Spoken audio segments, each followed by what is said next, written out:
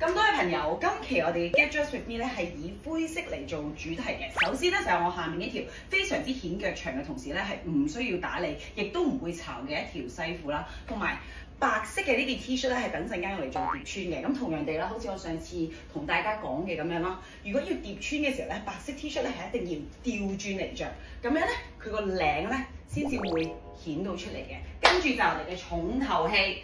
呢一件版型非常之好嘅灰色冷衫，我最中意咧就係佢呢一個位咧係做咗收緊嘅，等陣間你就知道咧有幾重要啦。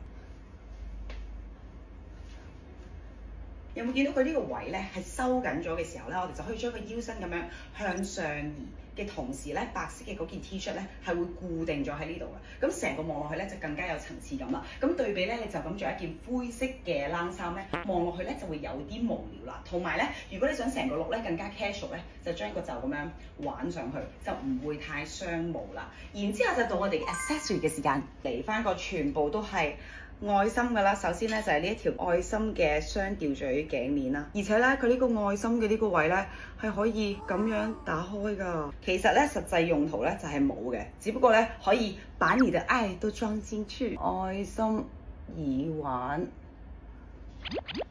愛心手鏈，咁樣咧就成套呢條手鏈我係完全唔會除㗎啦。跟住咧就到鞋啦，最近咧買咗呢一對 Adidas 嘅紅鞋子。你唔好話喎，我當初咧都以為紅色鞋咧好難襯，但係其實咧呢一對咧相對嚟講都幾好襯。最後啦就係袋仔，襯翻呢一個咧比較型格少少同埋水性一點嘅，咁樣咧成個 look 就搞掂啦。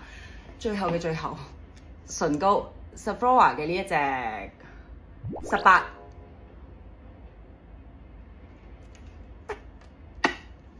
拜拜。